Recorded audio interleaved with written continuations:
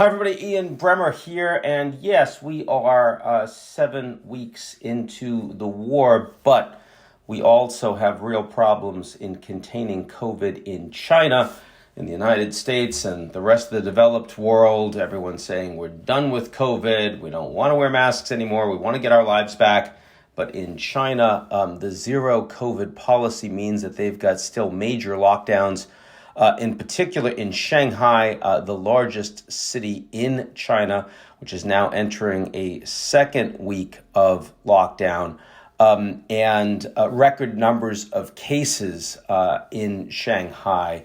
Nothing close to the numbers of cases you were seeing in the United States or in Europe, but in China, where very few people have gotten COVID, and so there's no natural immunity. Vaccines don't work very well, and the hospitals would get overwhelmed very quickly if they were just going to let COVID rip. Understandable that they are extremely nervous about these small numbers, and as a consequence, they're locking down the entire city. Now, one thing I can say is that the Chinese government is very effective in terms of lockdown. So the province of Jilin, which had also significant outbreak, and they started locking down a month ago. That looks like those cases are almost down to zero. So the lockdown with 4 weeks has been almost completely effective, and they'll be able to reopen completely in relatively short order. Shanghai, very far from that. Also, Shanghai is not only the largest, but also the wealthiest city in China. Their per capita income is higher than a lot of European countries, very well educated, and people in Shanghai are not at all happy with the idea that they have to sit in their apartments for weeks on end. They're having difficulty getting food, that their pets are being rounded up and destroyed, that at the beginning that if their kids were COVID positive and the parents weren't, the children were separated from the parents. There was a very significant outcry over that. The Chinese government actually changed that policy guidance within just a few days as a consequence. But still, I will say from the perspective of the Chinese government, they are not going to change this policy. They think it's a success. The inconveniencing of dozens of millions of Chinese in being forced to live in their homes. I mean, even from the American perspective, the idea that they'll take your pets away and they'll kill them. In the case of China, culling pets is seen to be a very small downside for avoiding major hospitalizations and deaths across the country. The Chinese government looks at the U.S. and sees 1 million people that have died from COVID so far. They look in Europe and see comparative numbers across the European Union in terms of deaths per capita. And they say these are countries that aren't actually valuing the lives of their citizens. They're not willing to make any sacrifices for the good of for the people, and we are going to do this very, very differently.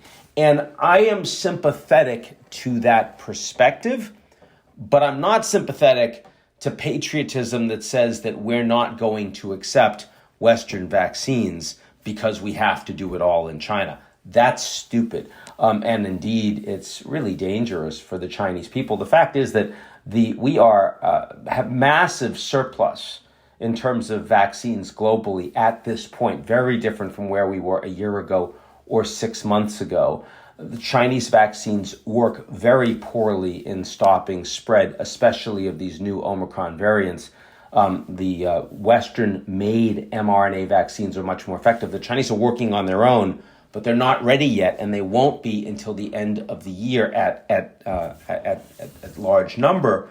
And in Africa, you couldn't get the vaccines because you didn't have the distribution capability. So a lot of them were actually spoiling before they could get to the citizens on the ground. And so everyone in Africa ended up getting COVID, and now they've got natural immunity. It's a much younger population. They're getting back to normal lives as well. In the case of China, the population is much older. A lot of the oldest people haven't been willing to have vaccines, and the Chinese government is unwilling to license Pfizer and Moderna. They say, nope, we don't trust it. We're only going to do our own. And when you put that together Well, that's one of the reasons why they're going to be forced to do all of these continual lockdowns. And I don't see it changing. I think it's going to get worse because this Omicron variant and the new variants that are coming are more and more and more transmissible. And that means that in a Chinese population where no one's gotten COVID and the vaccines don't really work, if you were to just let the disease go and not have massive quarantines, as the Chinese government says, you could have 5 million Chinese citizens die. I think that's probably right. And they're simply not willing to tolerate that possibility, nor are they willing to accept Western vaccines. Put those things together means a lot of Chinese citizens are going to get angry, and we have seen some of that. You've seen the yelling and the screaming, for example, from the apartments late night in Shanghai.